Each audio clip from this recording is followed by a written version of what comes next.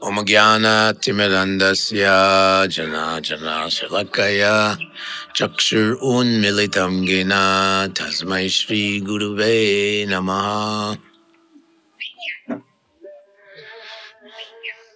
I'd like to extend my or express my gratitude to Srila Prabhupada for bringing us to the wonderful experience of Girigovardhan. Without his efforts, and none of us would be here. And I'd like to thank Niranjan Maharaj for putting me on the spot.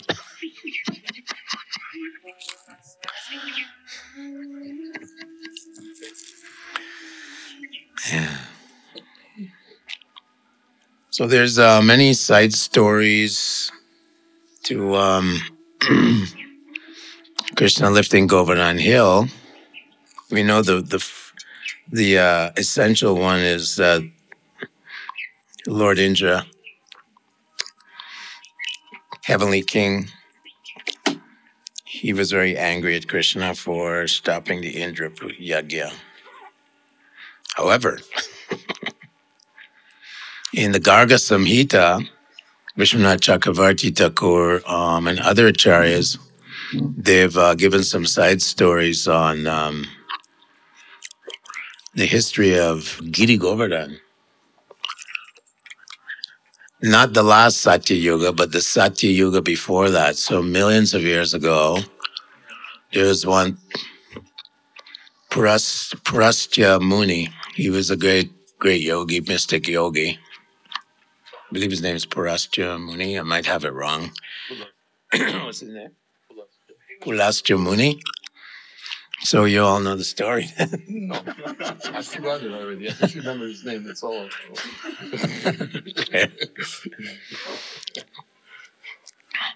He was at Varanasi in Kashi, and he was a yogi. So he was thinking, I'm a yogi. I should have a cave to meditate in.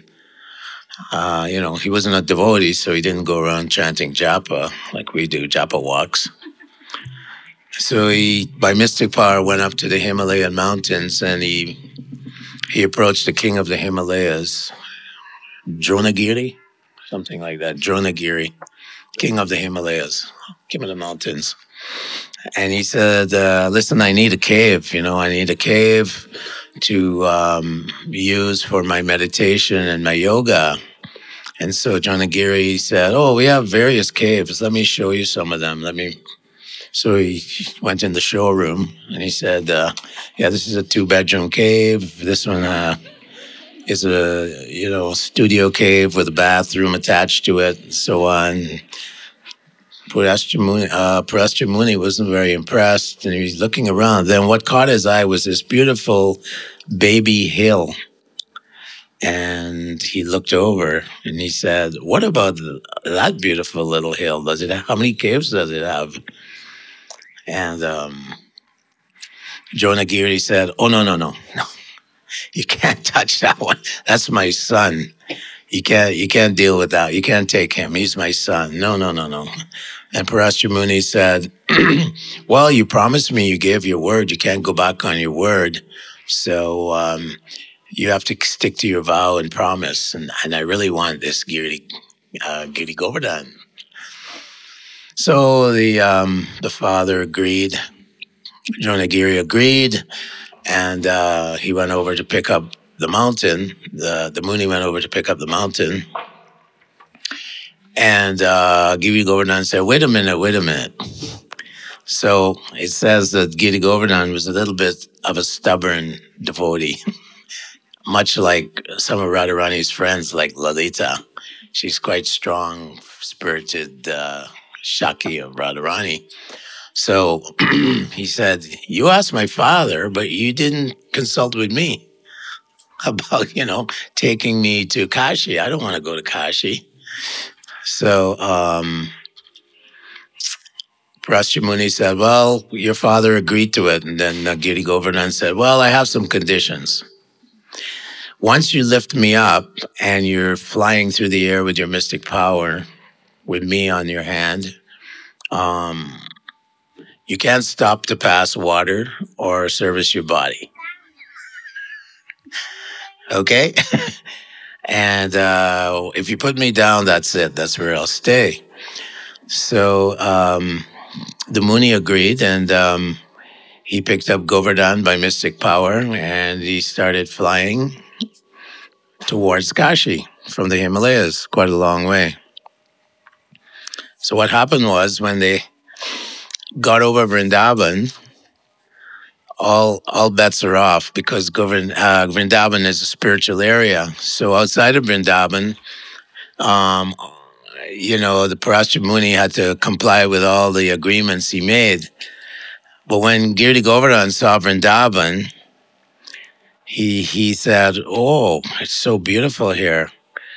And Parashara Muni, he stopped in Vrindavan because he had to. Girigovardhan, by his powers, made Parashara Muni want to go to the bathroom and pass water because he wanted to stay in Vrindavan. So the Muni thought, "Oh boy, I got to pass water, but this is just a child. He'll forget the promise." So the Muni brought, Girigovardhan down. He placed him down. He went to pass water, and then he came back and he said, "Okay, we're going to go to Kashi now." And Girigovardhan said, "Don't you forget? Don't you forget your promise? Once you pass water, you can't take me anywhere." So here I am in Vrindavan. So in that way, Girigovardhan got to stay in Vrindavan, but Parashara Muni was so angry at him. At this time, this is like 2 Satya Yugas ago, Girigovardhan was 100,000 yojanas high. It was very high. So Parashara Muni said, "Because you refuse my order and I'm a great mystic yogi, I curse you that every day for the rest of eternity, you will reduce by 1 mustard seed." So when we see Govardhan now, this is many yugas later, we see that Govardhan is not quite as high. So that's one side story that was commented on by Vishwanath Chakravarti Thakur. And it's kind of a nice story. Girigovardhan Maharaj ki.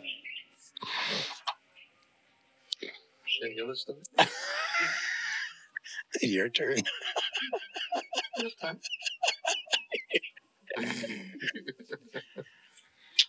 How about stories? Your own personal stories. Personal stories. First darshan that you.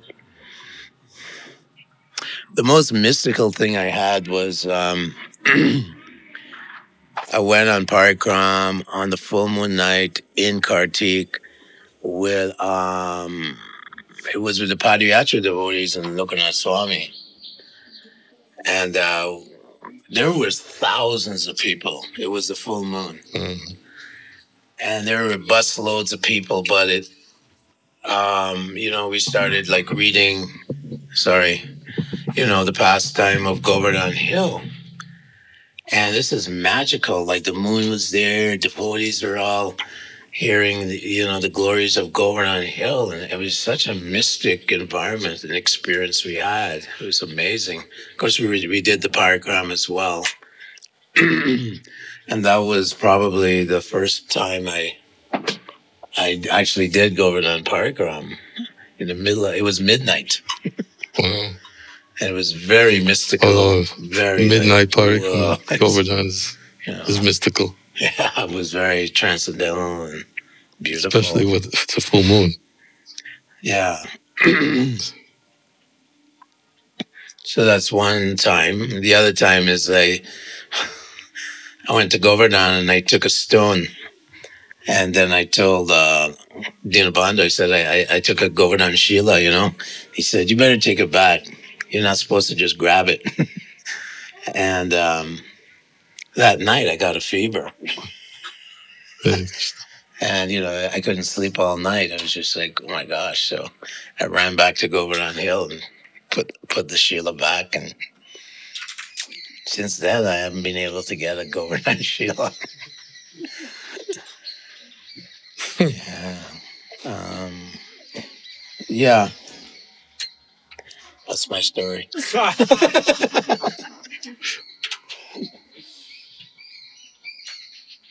Okay. Yeah. I never. Prabhupada took devotees to Vrindavan Parkram. Did he ever take them to Govardhan? I can't remember. No. I definitely remember in 1976 when we went to Govardhan. Oh. And we went to Radhakund, but Prabhupada wasn't there. Uh-huh.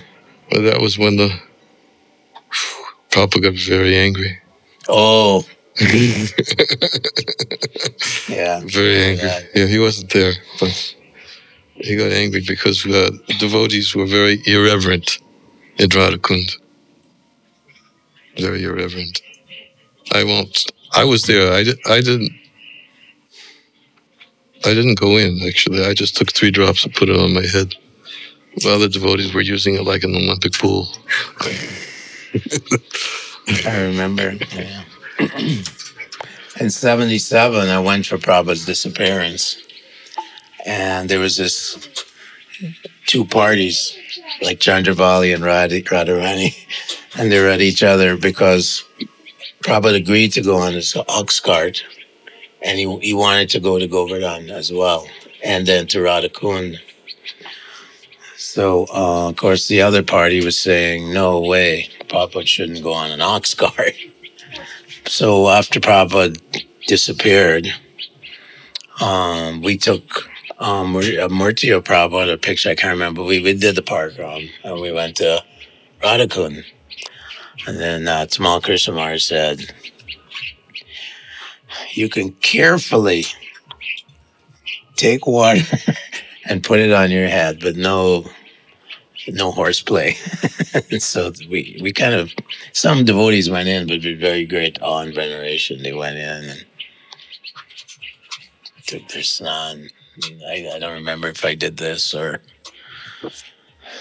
but what is the standard now? What's it? No, snan. You can take snan. A reverential snan. Yeah.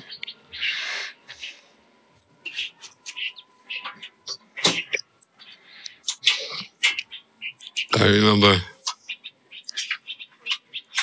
my first, the reason why I mentioned first darshan of Giriraj.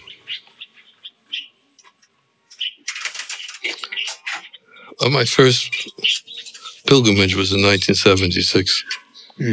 That was when, the whole plane, Radha Damodar, we had the whole 747 flight from New York to Calcutta. Yeah.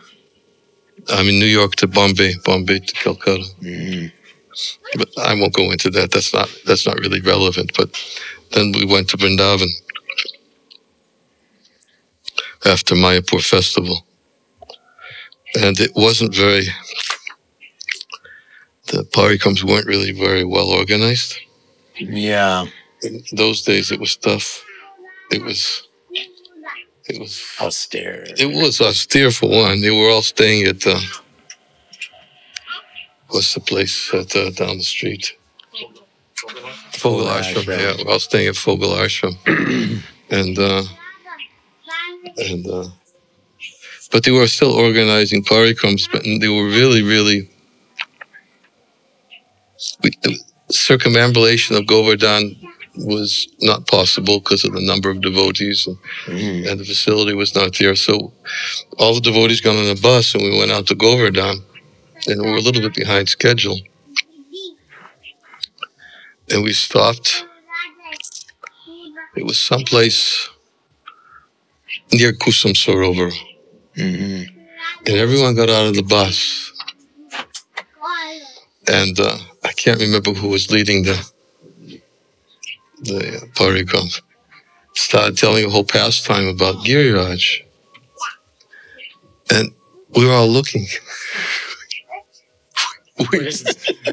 We'd never taken darshan before. It's the first time. And it was just a little bit past Kusam Sarovara. And if you really want to see, you actually have to go in a little bit just to see a little, some of the stones coming up. But we were on the road. And I was expected to see this Mountain. mountain. And I remember hearing a whole Leela. And finally, whoever the guide was said, by the way, this Giriraj is, you can see him a little bit farther down, but we don't have time to go that far. We have to, and that was my first darshan. First experience. My first darshan of Giriraj. Yeah. I remember who the person is, but I'm not inclined to say his name. I don't want to embarrass him. But that was, I know a lot of devotees there. A lot of devotees. There was, yeah. They came back complaining about getting sick. Oh. At least on the West Coast. Oh, don't get me started. It's like sick is really suffering. We were all sick. Yeah. We were all sick. All of us. I don't think there was anybody who wasn't sick. Yeah, that was the picture they painted. I mean, I didn't go. But. I remember the devotee who was cooking. I don't want to say his name either, but Better not to. and he was, he wasn't using Proper ingredients, no proper hygiene. Yeah, everybody, and there were no buildings. My building was, I was living on the concrete slab of the long building. Of the long building. It hadn't been built yet. It was just a concrete slab. Yeah. And I didn't have a mosquito net. All I had was a bucket. A bucket? A bucket, yeah. Because I had to all day long at the pump. No, it was nightmares. But yeah. But anyways, let's talk about Govardhan. What's this book? This is Ananda Vrindavan Champu. We read this on Janmashtami.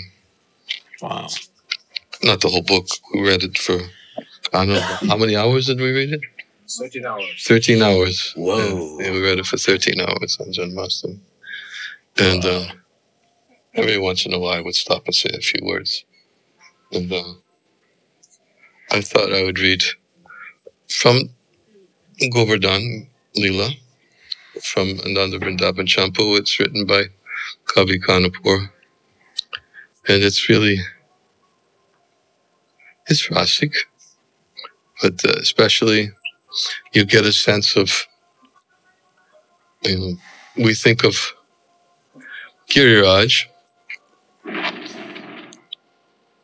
that, who is it, Vishwanath Chakravarti Thakur, explains in a commentary in the 10th canto, 25th chapter.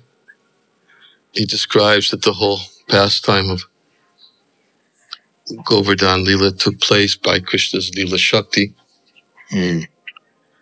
because he wanted to experience the sweetness of the prema of his devotees. Wow. And Vishwanath Chakravarti Thakur gave the example that in order to experience the sweetness of their prema, so sometimes he puts his devotees in what may appear to be a difficult situation. And he used the example that just as for a person who is about to eat a very good meal, then hunger actually nicely serves the feast. Yeah. So he uses that same example for the Leela Shakti potency of how he arranged this whole pastime of two purposes. One was to correct Indra, as you correctly said, was to correct Indra, and the other purpose was to taste the sweetness of their love, of their prema. And he even says this hunger enhances a good feast. In the same way, the residents of Raj, their suffering externally appeared to be suffering. Sanatana Goswami also describes, and both Sanatana Goswami and Vishwanath Chakravarti Thakur explains very clearly that there's no suffering there. It's simply heightening their love, because it's a very unique pastime, this Govardhan Lila. And Giriraj, he serves Krishna in various ways. One of them is he serves Krishna by becoming his umbrella for the residents of Raj. He serves them by providing caves, as you described, by providing stones, smooth stones. Vishwanath Chakravarti says smooth stones that are used for mirrors and for sitting places when the cowherd boys sit down to take their lunches, and all the different varieties of fruits and flowers and vegetables. And it was the gopis themselves, Srimati Radharani, who's worshipped and served Giriraj, because she understood that, as all the gopis did, that if they want to get darshan and association with Krishna, they have to serve a devotee. And she considered Giriraj to be the best, Haridas Raya, best of all devotees, because he's serving Krishna in so many ways. To speak of it, his body is decorated with Krishna's footprints, providing fruits, flowers, vegetables, crystal clear waters, various juices from the pilu fruit, and stones and caves, not only for the cowherd boys who go to get out of the heat, apparent heat of the hot sun. Of course, we know. It's all Leela, right? It's Leela. It's Leela Shakti. And what to speak of providing caves where Krishna and Radharani meet. Shelter. Little shelter. So, amazing. In fact, what is that pastime? The gopis, they wanted to serve Giriraj, and therefore they wanted to see Krishna, so they went and they were calling out Krishna's names, well, Haridev, Haridev, Haridev, in separation.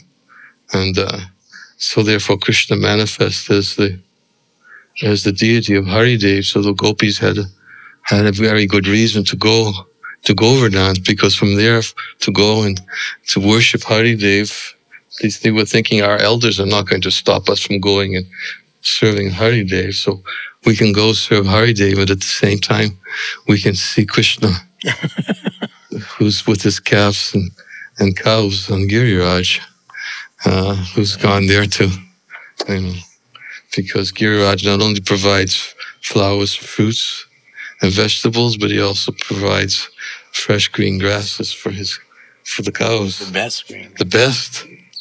Mother Jasoda would only take milk from the cows who were eating grass from Giriraj on Govardhan Hill. And that was her. Also, she was thinking how to get my son to stop his mischievous activities. I have to provide him milk and butter and everything, and that he'll be so attracted to that he'll stop going to all these homes of the elderly gopis and stealing their butter and, and yogurt.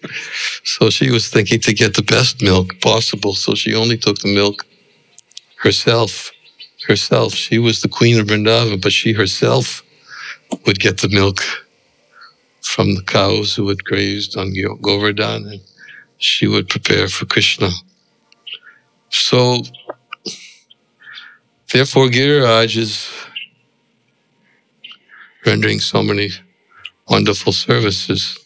And one of the services is he became Krishna's umbrella to protect the residents of Vrindavan from the torment of apparent torment that Indra imposed upon them because of his anger, that they stopped the Indra Yagya, as you explained. They stopped the Indra Yagya, and Krishna convinced Nanda Maharaj to use all the ingredients that they had prepared for the Indra Yagya for worshipping Giriraj. And then Indra became angry. And that's at that point what I wanted to start reading. Can I just... Yes, please. You brought please, to please. mind one little... Please, little tidbit. as much as you want. Why does Lord Jagannath get 56 preparations every day? Do you know this one? Yeah, I do. But go ahead. Okay. Go ahead. I'm sure they don't. May they not know. They may not know. Do you devotees know why? Yeah, it's wonderful. Anyway, Krishna was lifting Govardhan hill for 7 days. And Mother Yasoda noticed sometimes his hand would tremble, but it was from his satisfaction and ecstasy of seeing all the love and devotion of his devotees under this mountain. Anyway, Mother Yasoda used to give Krishna 8 meals a day. She wanted him to be very healthy, so 8 meals in 24 hours she would give. But when Krishna was lifting Govardhan hill for 7 days, he couldn't get these, sequence of eight meals. So over the 7 days, times 8 is 56. 56. Therefore, they have this Chapan Bhog. What's it called? Chapan Bhog. Chatan Bhog ceremony, where 56 offerings are made to the Lord. And that's how it came about. Because once Krishna put the hill down, she fed him 56 special feasts to keep him nice and healthy. Yeah. So that you brought that to my mind. It's actually described here. Isn't it? In an indirect way, it's described how Mother Yasoda was frantic because Krishna was getting so thin. Yeah, and trembling. She thought he was trembling from weakness. Yeah. Yeah, she thought he was trembling from weakness, and she was experiencing intense anxiety. Intense. So I'm going to start reading a little bit, and if you want to say something, stop me, please. Me? Yeah. Just say it, and I may stop and say something too. Nice. So,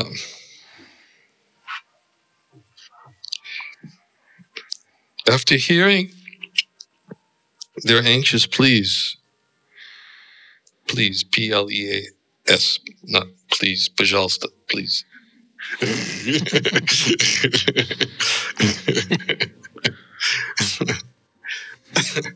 After hearing their anxious pleas and seeing the distress of his cows,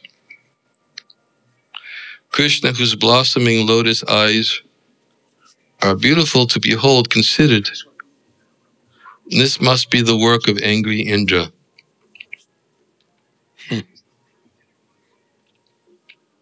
Actually, yes, it's Vishwanath Chakravarti Thakur. He explains that that the cows were suffering, and even the cowherd boys, the gopis, cowherd men, they were all expressed an intense desire, Krishna save us. And Krishna, of course, his very nature is that he cannot tolerate to see his devotees in any way, even suffering externally, although he knows they're not suffering. But there's many indications of that. But Vishwanath Chakravarti Thakur says that they were all calling out, please, their anxious pleas to Krishna, save us. And he says it's because they remembered hearing from Gargamuni. The Gargamuni said that your son will protect you from all kinds of dangers. That was one thing they remembered hearing. And the other thing they remembered hearing is that your son, they were thinking that your son will be empowered by Lord Narayan so that he can protect you. So they were calling out, Krishna, please protect. And Sanatana Goswami says in his commentaries, he says not only in this pastime, but in many pastimes, when the cowherd men, cowherd boys are calling out to Krishna, please protect, they do that because they know how ecstatic Krishna becomes to protect them. Wow. Amazing. They're thinking of his pleasure. They're not thinking, they Right. know how ecstatic Krishna becomes to protect his devotees. So he says specifically in Govardhana Lila, and he says in other pastimes too. Mm-hmm. It's in his Laghu Vaishnava Toshini commentaries. Mm-hmm. He makes that point. So when they're pleading, Krishna save us, they're just thinking of his pleasure. Because he's going to become very ecstatic. He's going to be ecstatic. He wants to taste the sweetness of their prema. And they want him to taste the sweetness. It's quite different from in the material world. Where we're like, save me, help me, for my... So anyways, after hearing their anxious pleas, I am trying to put that in perspective,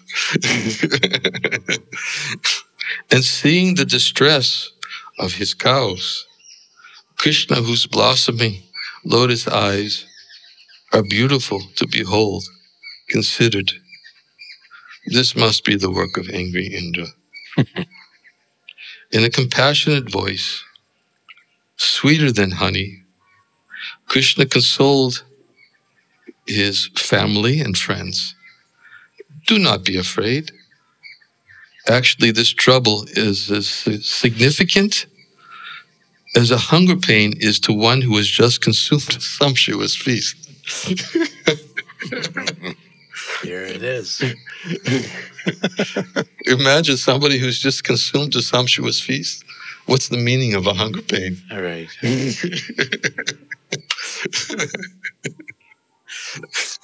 So he says, actually, this trouble is as significant as a hunger pain is to one who has just consumed a sumptuous feast. Mm. Somebody's desperately trying to get me. Can I turn these things off? No, actually, I just won't listen to them.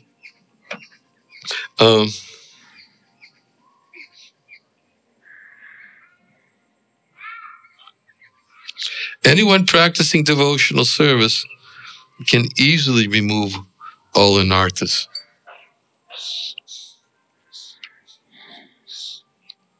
I'm not going to comment on that because that could be a whole class. And we won't. Does it say devotional service or pure devotional? It's right here. anyways, Kavikanapur. Yeah. Anyone practicing devotional service can easily remove anarthas. Mm. And the kinnaras and the demigods glorify this fact. For your benefit, because this is Krishna speaking. This is Krishna speaking. Since he's being quoted, do not be afraid. Actually, this trouble is as significant as a hunger pain is to one who has just consumed a sumptuous feast. Anyone practicing devotional service can easily remove anarthas. The kinnaras and the demigods glorify this fact. For your benefit, I will now enact a special pastime to destroy Indra's mountain of pride.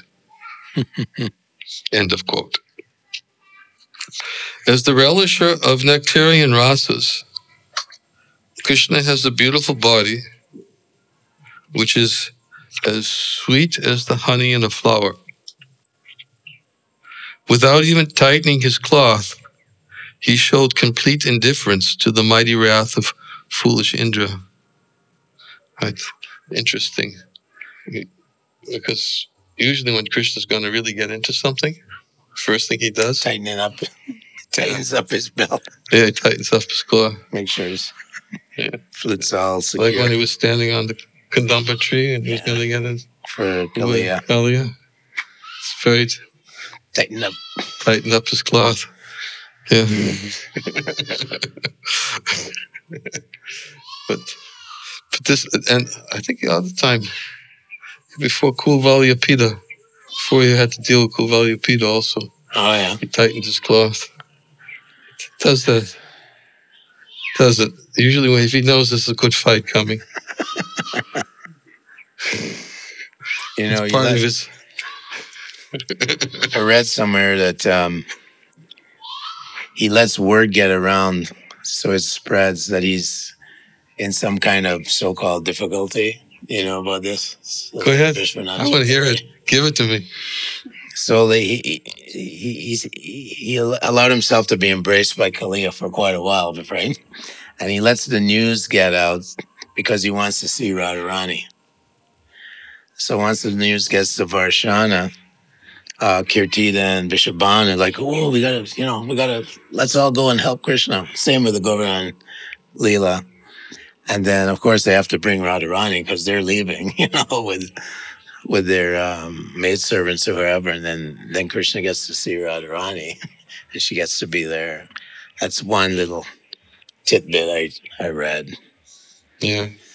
And also describes in under Vrindavan Champu how she's off to the side with all the gopis. And Krishna, because he was continuously there for 7 days with everyone.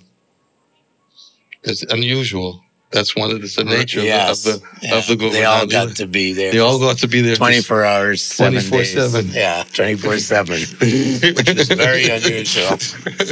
Because the gopis only get to see him in the evening usually. That's right. And the cowherd boys get to see him during the day. Yeah. And Kavikanapur describes here that Krishna's he's getting all of his inspiration because Balaram notices it, but he's looking off at a distance at Radharani with a her sidelong glance. Balaram's going.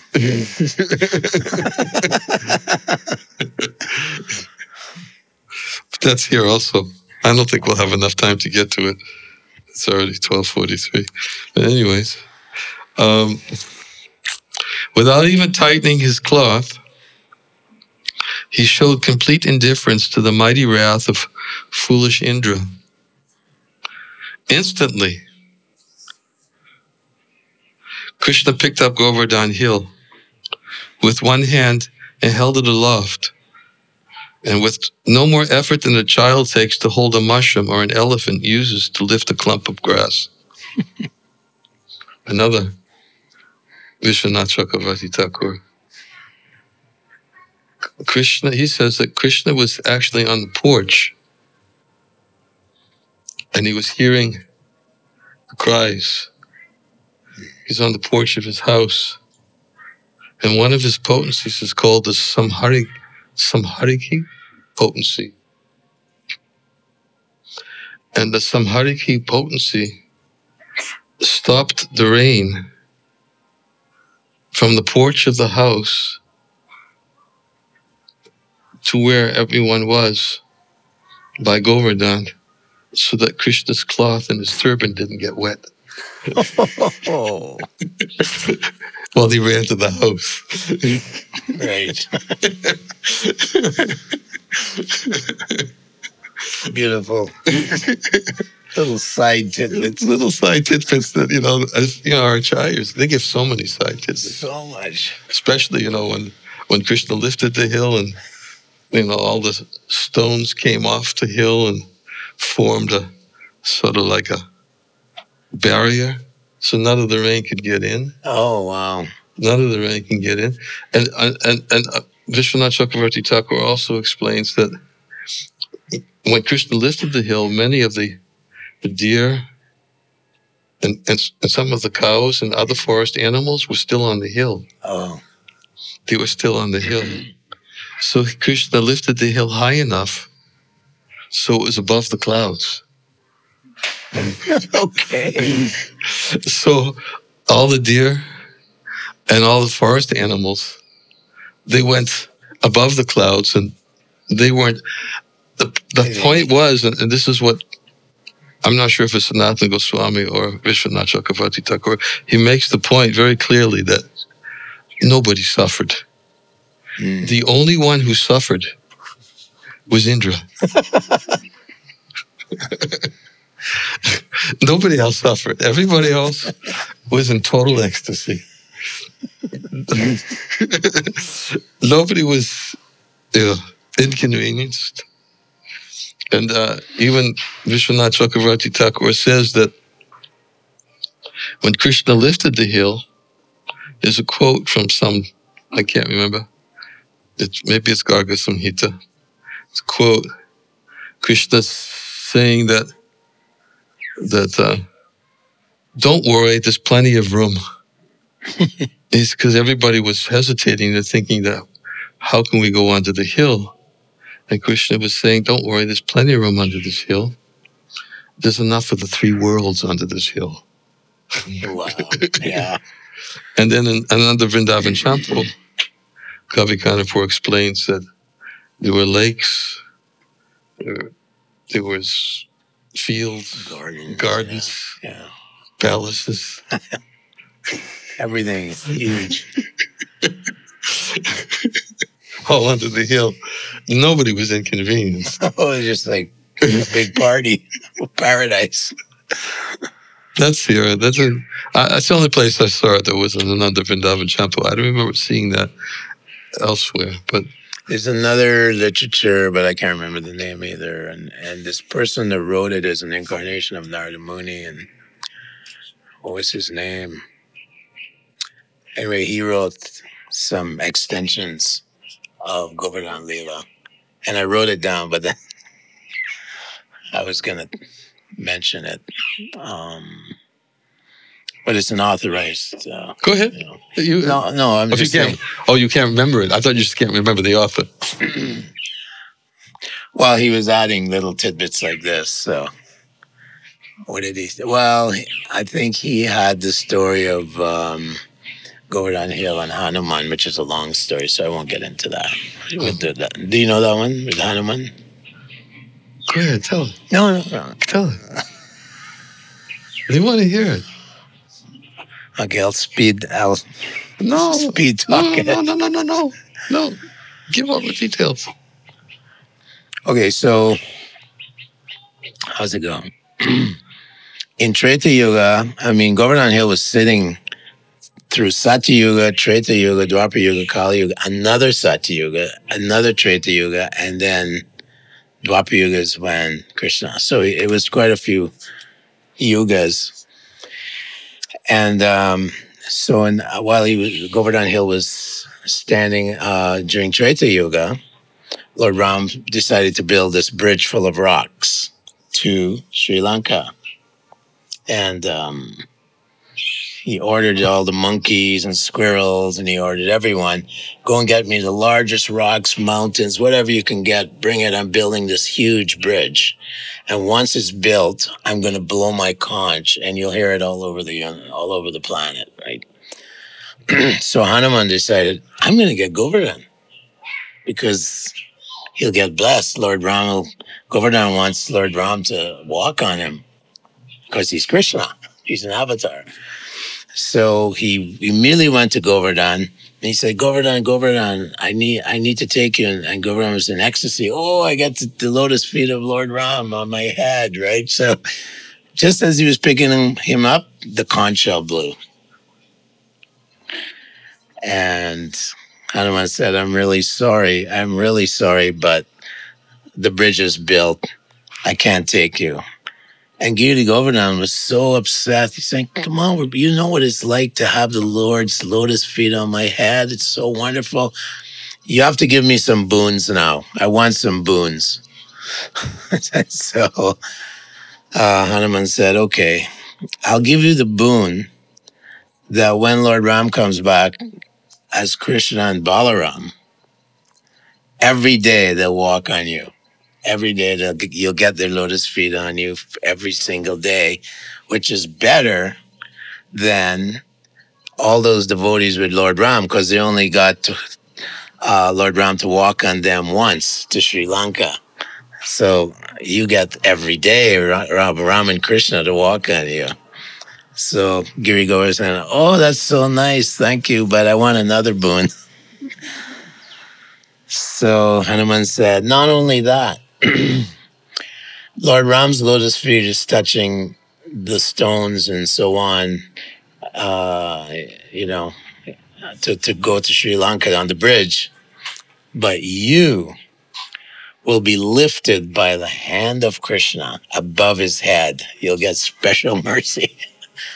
And those are the boons he got. And then Girigovardhan was so happy. Another side story. Do you know that one? I heard it. I heard it. Yeah. But I didn't remember the details.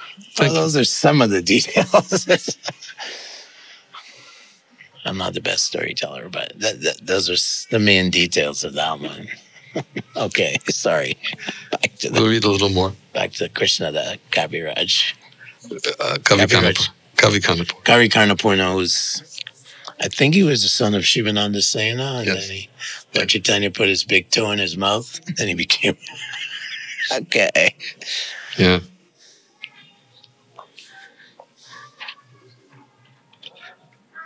Many loud sounds echoed in all directions when the mountain rose into the air. The echoes sounded like a bunch of rowdy children yelling within its many caves. The lifting of Govardhan Hill produced an angry, loud noise that crushed the pride of the elephants guarding the 8 directions. That furious sound roamed around and around within the covering of the universe. The sound had enough intelligence to win a wager on whether it could break the long meditation of Brahma on Brahmaloka.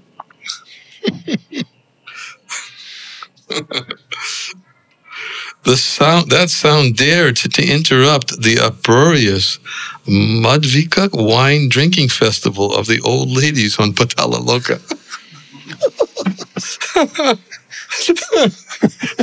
Cool stuff.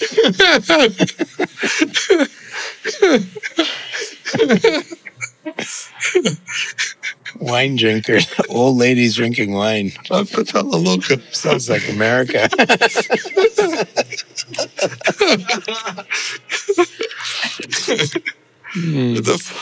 The flaw. I'm not going to comment on that one.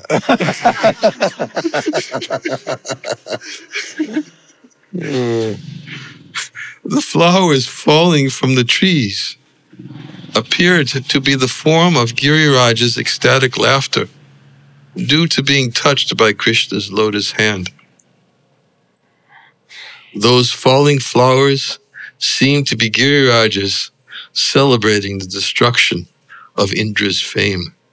Yeah, that was one of his main reasons for this whole Lila Shakti potency to manifest. He wanted to teach Indra a lesson. Growing higher and higher, the sharp peaks of Giriraj cut the ominous cloud cover to pieces. That's the evidence that we gave before, above the clouds. Yeah. Cut the cloud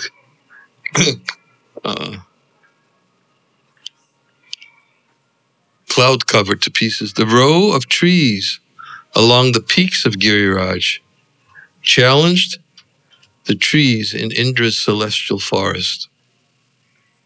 The lions living on top of Govardhan Hill mistook the hovering clouds for elephants. Using their powerful sharp claws, they ripped apart that cluster of elephant clouds. In fear, the clouds ran hither and thither. Seeing Krishna holding Giriraj aloft with his left hand, Mount Kailas shivered in fright while thinking, "Hey, look, who is this covering the sky? How could this happen?" Mount Sumeru panicked. Overwhelmed by fear, the elephants of the directions jumped in the Manisa Ganga. Giriraj served Gokul as a jewel-bedecked umbrella that could not be moved by the fierce winds or pierced by the razor-sharp lightning bolts of Indra. Balanced on the beautiful emerald pole of Krishna's raised arm, Giriraj cast a pleasing radiance upon everyone. The glimmering rain shower coming down on all sides seemed like streams of dripping pearls. While holding Giriraj in one hand, Krishna, whose wonderful behavior illuminates the world, spoke convincingly to the cowherd community. "Mago, O mother, do not be in anxiety. Father, do not worry. O friends, do not doubt my ability. Giriraj will not fall from my hand. You directly saw how he personally accepted our worship. Is it then difficult for him to remain suspended in the sky?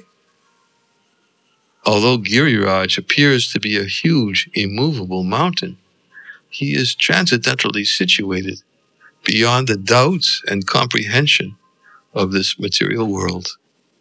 Look how light he is. Even a child like me can easily pick him up. Oh, just see. Giriraj is completely independent and moving according to his own sweet will. In this matter, I am but an instrument." He's just trying to convince everybody that this Giriraj is doing all this. He's a mystic. Don't worry. It's mystic potencies. "Therefore, you should collect all your property and come under the mountain. There's no difference between the village of Vrindavan and this valley below Giriraj. Be happy and stay here peacefully. At the end of the kalpa, everyone in creation gives up their gross bodies and lives within the abdomen of Narayan in their subtle bodies. Staying there, however, you could not enjoy as much fun as you can by living here within the belly of Giriraj." Amazing. Amazing poetry. Wow. Yeah, so Pure poetry. descriptive. Yeah, it's like There's no way you'll have as much fun in the body of Narayan as you will in the body of Giriraj. Wow. So beautifully described. When I lifted the hill, huge chunks of earth fell off the bottom. I'm going to stop in a few minutes, if you don't mind, because we still have what? Arti? Yeah, Arti. Circumambulation? And then feast. Yeah, and we're gonna have Damodarastakam this evening also, right? Yes. Okay. Yeah. Okay. I won't go much longer. Nectar.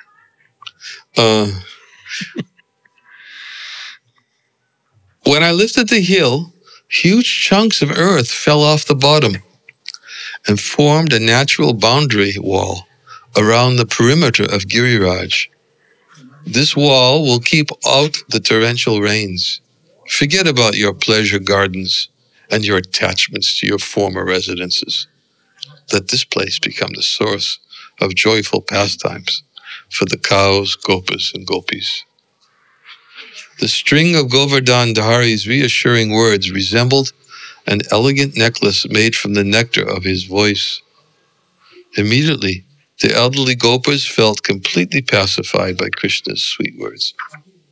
Taking their wealth, sons, wives, cows, and priests, who felt immeasurable happiness and beamed with matchless beauty, they entered the splendid valley beneath Girigovardhan. Taking shelter there, they all filled with surprise and smiled with delight. It's just complete bliss and ecstasy. It's just like the hunger. Hunger enhances pleasure of a feast, nourishes the pleasure of the feast. Precursory happiness. Which is, of course, is it's kind of a standard for all Krishna's pastimes in Braj. You know, the pain the devotees experience, which heightens their ecstasy and attachment for Krishna. And it's a precursor to... Yeah. I really have to wrap my mind around that. Like, seeming pain is actually a pleasure. Highest pleasure. Wow. It's quite deep. Yeah. Sanatana Goswami explains it in Brihad Bhagavatamrita from the words of Gopakumara that you can't understand it by words. No, it's... You can only understand by seeing. I guess in the more advanced stages, one experiences, because Rupa Goswami is quoted in Chaitanya Charitamrita that love of God is like poison and nectar at the same time. And it's like trying to wrap my head around that. A little too beyond me, but yeah, but somehow it's poison and nectar at the same time. Maybe poison. You can throw some light on that. Raghunath Das Goswami in his prayers, it says separation from Srimati Radharani is like a soul that's burnt completely, and like a venomous snake poison going through the body. That's that feeling of separation. But that's the highest taste, apparently. Supposedly, it's supposed to be. Venomous snake poison going through the body. And the body, you know. And as we were reading just recently also from Ujjvala Nilamani that the gopis considered to be, you know, their state of Mahabhava, of their ecstasy, they consider that disobeying their elders and you know, and Vedic principles for them is worse than being completely burnt up and dying by death. It's worse. So when they were doing it, there was the pain, but the ecstasy of meeting Krishna in the dead of night. Okay. Yeah, that's the nature of their... So it's a combination of mellows or something. Yeah. So, increases the ecstasy. How to understand how ecstasy is ever increasing at every moment? Heightening, how love is increasing at every moment, heightening at every moment. How can it be understood without pain of separation, or even the anticipation of separation? Because there's different types. You know, the gopis, even when they're with Krishna, they're feeling separation because they're anticipating When's he going to leave? He's going to leave. And he did.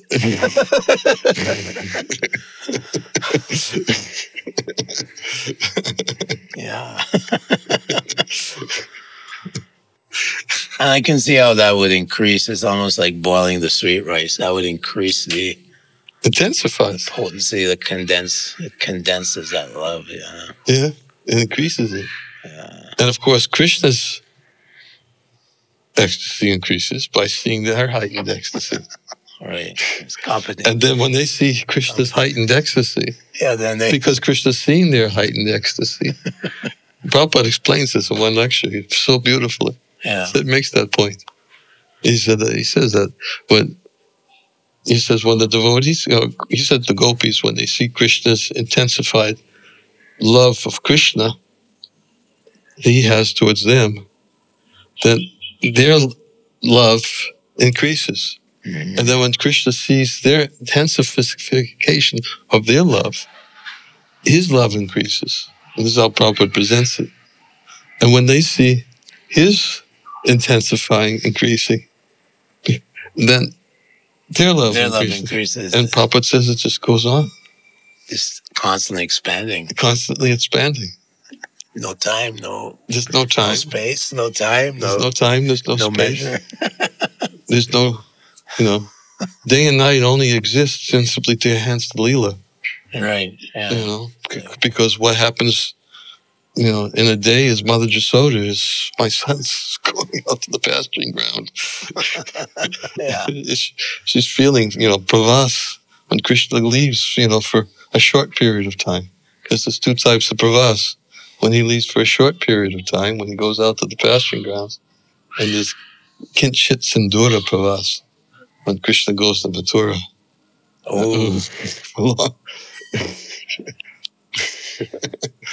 And then,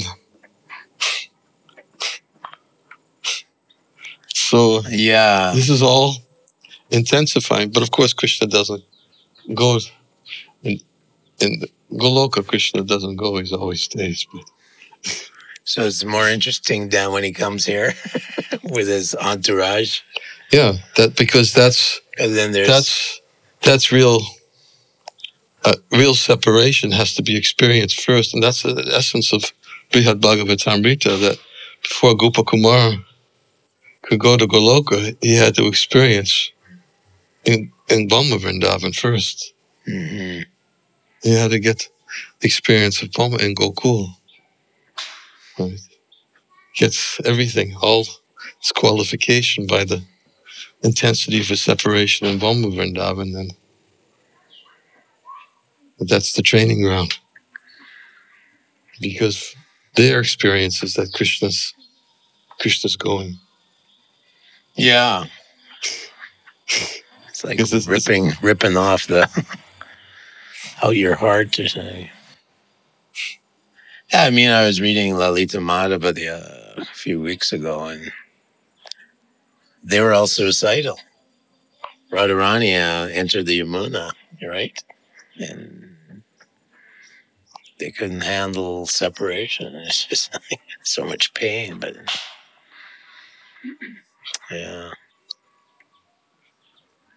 Anyways, so I'm going to stop here. Although I want to take note where I stopped. Where did I stop? If poetry be the food of life, read on, read on. I'm trying to remember where I can't even read on without knowing where I stopped.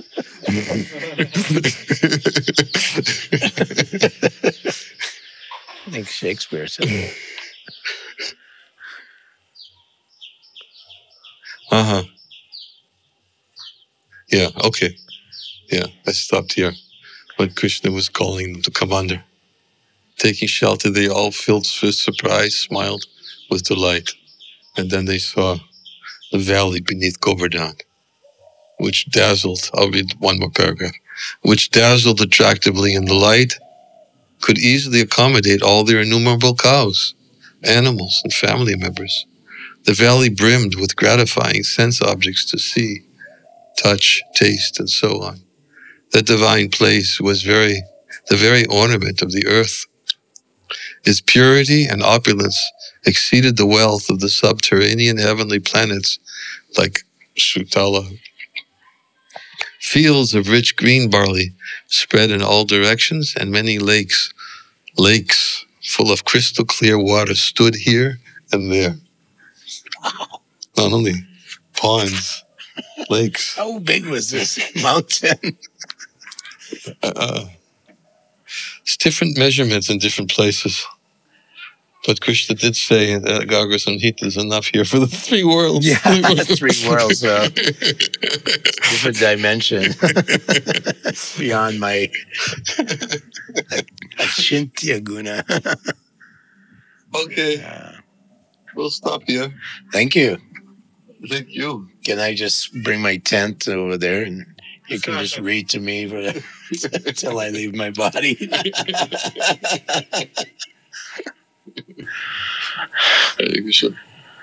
And anyways, come on Monday. We'll have Prabhupada's Disappearance Day program. I'll have to ask my... So we'll do the schedule permission giver. You're the permission giver. Oh, their schedules. We'll do the schedule, not the permission. Oh, I see. Got it. Yeah. Got it. So what time is your... I don't know either. What you want to have little kirtan before. Talk starts at 4:30. So we could start at 4, have little kirtan before, or just start at 4:30. Because we will go on till, After Damodarastika. after the last. Oh, and then kirtan for Prabhupada during the... Yes, so Yeah. that would mean we will anyway finish around 8. So we'll start at 4. We should start at 4. What did you say? If we start, the talk will start at 4:30. 4:30. But we could Does it start. fit in the schedule? Schedule holder?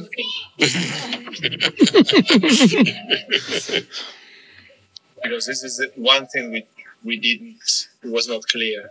If we start at 4 with kirtan, or we just immediately start with the talk. So it will make the program a little longer, 4 hours or 3.5 hours. No pressure. No, I really, I know what it's like. I know what it's like.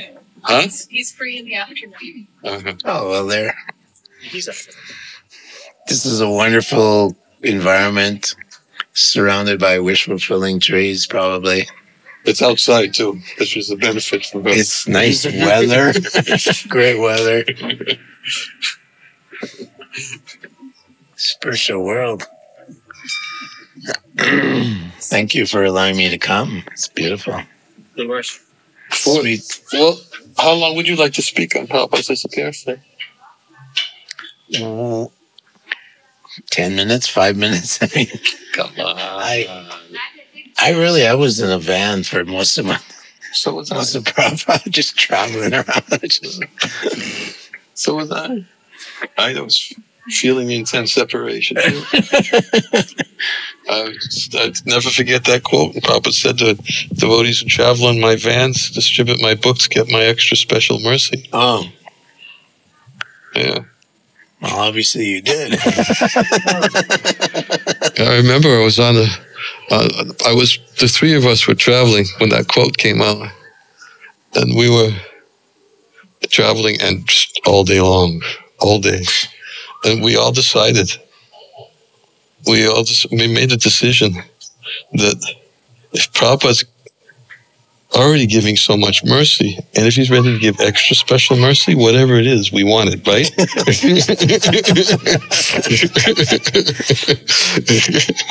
Bring it on. Bring it. So then that's when we started staying out late at night too. Oh yeah, in the summer when they have these, they have these farm fairs, these little fairs everywhere in the summer, we do those too. and they wouldn't go on till like 3 in the morning. Yeah, we do those too. Yeah, little What do you fairs. call them? The county fairs? County fairs, and they'd have rides. Did yours have rides? Myself and Vijay I Tommy. think they have. We didn't go to the ride parks. We went to other places where the people were. Well, they had the county fairs, and then they would kind of like spice it up for young people to come with rides. But then the rides would go on till 3 in the morning, and that was where all the young couples, like teenagers and son, they would buy. They were the best. Yeah. Anyway, I know what you mean. Yeah, we would sacrifice everything and then just sleep, have a really short morning program, and go back out again, catch another fare. I used to cook breakfast and lunch and give class at the same time.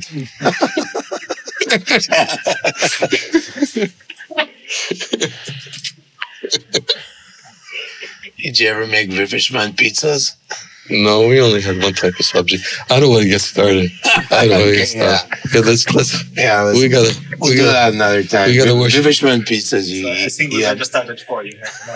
Long to come. No, that's right. That was the initial question: is how long do you want to speak about Prabhupada? But Prabhupada's disappeared. 5-10 minutes is not going to be accepted. Sorry.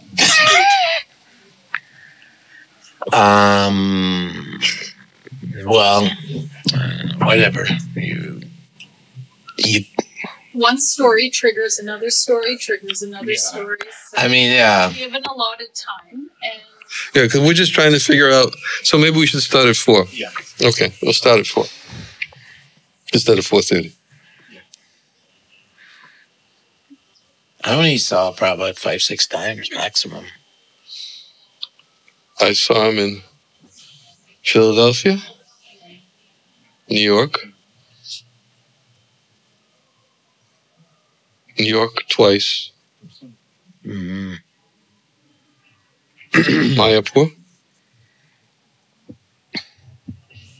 Vrindavan,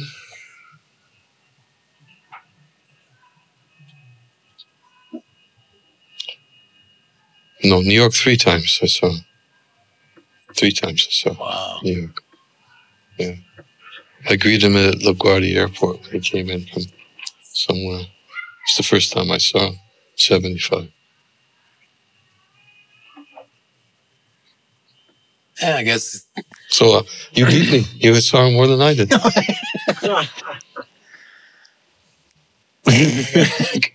Maybe not 5.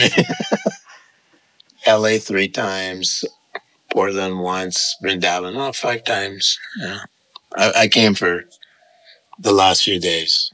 Yeah, and there's a story there which I won't tell now. So tell it on Monday. I think some devotees have heard it. Tell it on Monday. Okay. Okay. I think it's. Well, I don't know what's the. So we just have kirtan, have puja. Puja will kirtan, then we do circumambulation, and maybe half an hour every single day we have these things. Okay. Well, as long as you want to, that's kirtan.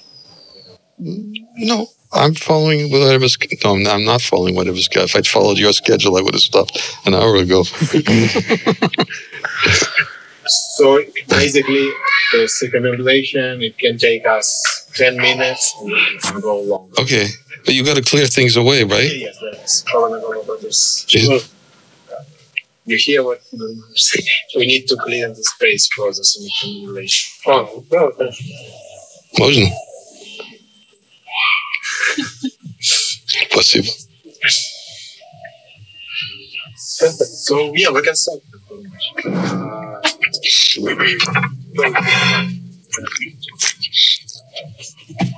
Then you lead the kirtan. Why don't you lead the kirtan? Oh, do you want to lead kirtan? Yes. Do I lead I another? did. Oh, you want to lead another one? Yes. Please. Some disciples of yours. He's a good kirtan leader. Yeah. Isn't he? He can lead. I like him too. He can lead. I just do mridanga. Oh, are we circling? You can do harmonium, whatever you want to do. But I don't have somebody to do mridanga. I can play Madanga. I play Yes. Madanga. Okay. Yeah, I play Madanga.